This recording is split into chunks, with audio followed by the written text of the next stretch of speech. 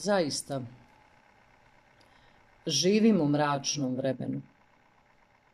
Bezazlena riječ je glupa. Bezbrižno čelo znak je neosjetljivosti.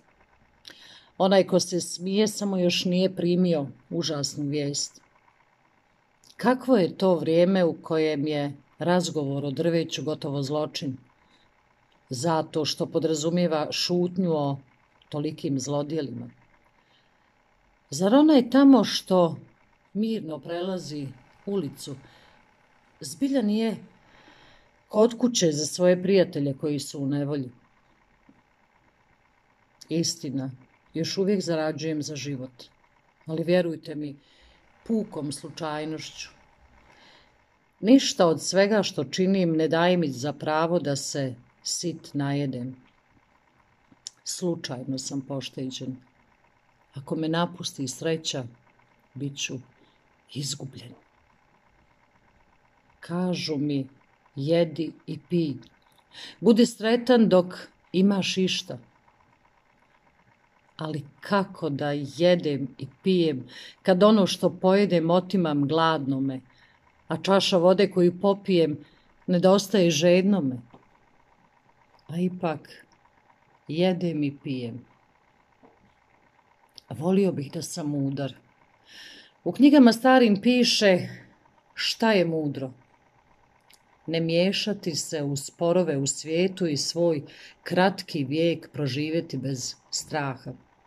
Održati se bez nasilja. Zlo uzvraćati dobrim. Svoje želje ne ispunjavati, nego ih zaboravljati. To se smatra mudrim. Ja sve to ne mogu. Zaista, živim u mračnom vremenu. U gradove sam došao u vrijeme nereda, kada je u njima vladala glad. Među ljude sam došao u vrijeme buna i zajedno s njima sam se bunio. Tako je proteklo vrijeme koje mi je bilo dano na zemlji. Jeo sam između bitaka. Legao sam na počinak među ubojice. Ljubav sam vodio nemarno, a prirodu gledao bez strpljenja. Tako je proteklo vrijeme koje mi je bilo dano na zemlji. Putovi su u moje vrijeme vodili u močvare. Govor me je odavao krvniku. Malo šta sam mogao, ali bi vlastodržci, nadam se, sjedili sigurnije da nije bilo mene. Tako mi je proteklo vrijeme koje mi je bilo dano na zemlji. Vi što ćete izroniti iz potopa u kojem smo mi potonuli, spomenite se kada budete govorili o našim slabostima i mračnog ovog vremena kojim ste umakli.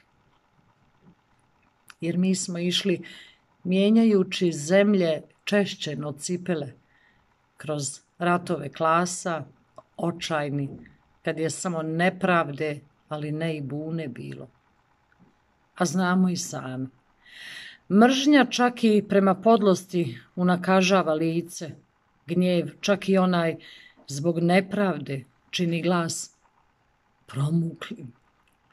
Ah, mi što htjedosmo pripremiti tlo za ljubaznost, sami nismo mogli biti ljubazni. A vi, kad najzad dođe vrijeme da čovjek čovjeku bude drug, spomenite nas s trpeljivošću.